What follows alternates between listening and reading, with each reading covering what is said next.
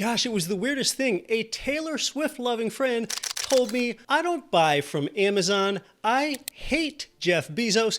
He doesn't need any more money. Well, Taylor Swift is a billionaire with a B and a net worth approaching $2 billion. Well, as it turns out, we're doing this everywhere in society. Why do we vilify wealthy entrepreneurs like Bezos, yet we glorify wealthy actors, athletes, and singers like Taylor Swift? Well, let's look into this because I've got an answer for why so many people apply this very same double standard to wealthy people. And Taylor Swift and I were actually born in the same hometown of Reading, Pennsylvania. Hi, I'm Keith Weinhold, Get Rich Education founder, Forbes Real Estate Council member, best-selling author, and longtime real estate investor. Vilifying business people, yet glorifying performers, this actually seems to transcend any celebrity personality or character flaws. So let's put that stuff aside. Often, it's not that people dislike Bezos for things like the decline of small retail or any of his personal traits, but they specifically hate his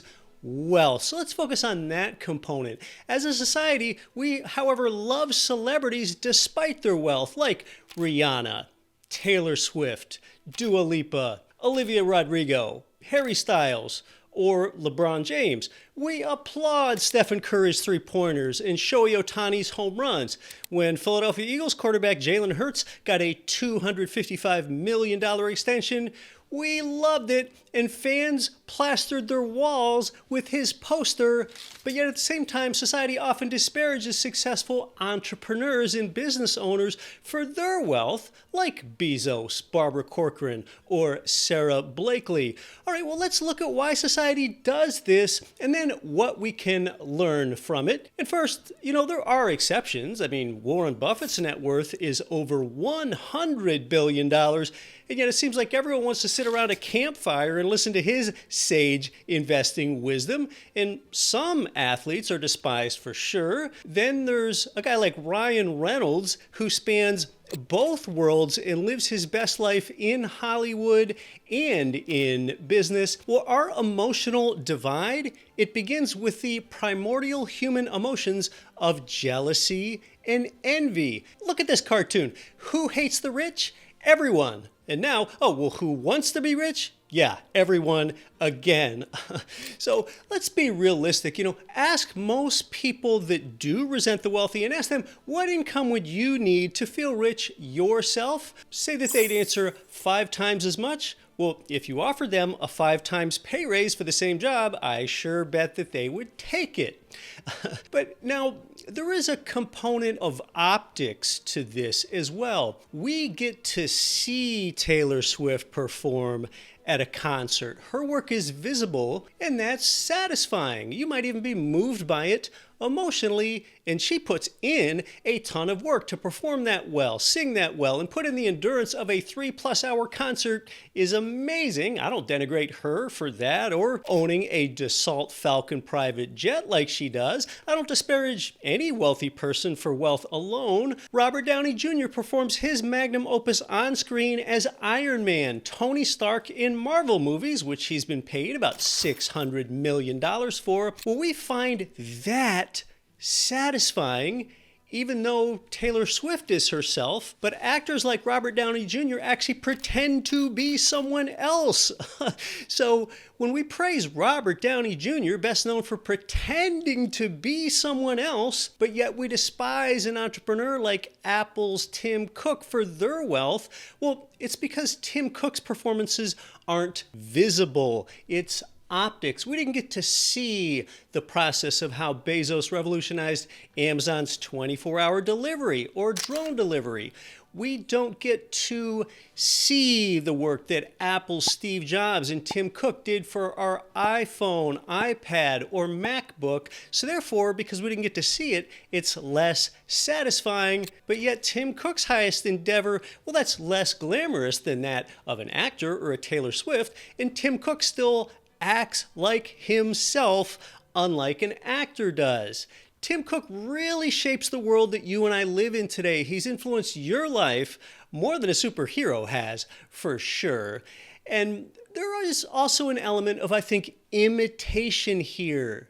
We cannot be like Taylor Swift or LeBron James, but you know what? We can be a little like Jeff Bezos. At some point in your life, you get real and tell yourself that you can't sprout to be 6'9" and the all-time leader in NBA points scored. You're not going to be like Taylor Swift and have the highest grossing musical tour of all time and have more than 7 million tickets sold, but you can be a successful entrepreneur. Yes, you can. You just have to do. That's a little inconvenient. That means that we don't have any cop-outs. So sometimes, therefore, we refute an entrepreneur's success to try to let ourselves off the hook from having to actually do something. And we even try to protect our ego when we tell ourselves, I can't be like them. I think we've all done a little bit of that before. But that's false, because being wealthy is a choice, something that I actually didn't believe when I was younger. But if you wanted to, you could have a successful business and even parlay that success into something else people resent, say being a yacht owner. You could be that. Now, that's not a goal of mine, but instead of resenting a yacht owner, we can be inspired by that. You don't have to launch a space company and fly people to Mars. You can own a successful e-commerce company yourself, or rent cars on Turo, or provide what people truly need and righteously serve a lot of people with housing. As a real estate investor, you can do all of these things ethically, even if it's just 1% of the level that Bezos does with e-commerce. It's similar, I think, to how popular culture denigrates landlords and oversympathizes with tenants. Sometimes the tenant is right, but often the landlord is not a mega corporation. They're more often a mom and pop investor that took on risk and took out a big mortgage loan to go provide housing for a stranger and keep that maintained. And you know something? Say you achieve success as a real estate entrepreneur because you just added your 20th rental unit. All right, well, at 20 then, is that the level at which you're supposed to start being denigrated, but up to that point it was okay? So,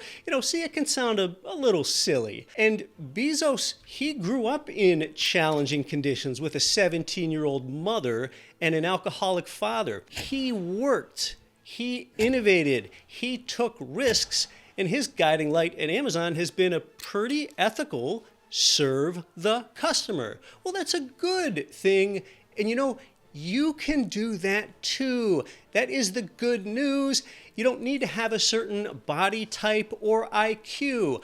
I have seen successful entrepreneurs that are overweight, short, old, young, tall, female, male, and even dyslexic that have crushed it in business. You have a unique fingerprint in this world, one that's destined to make an impact, and it's imprinted on a hand that can create value for others.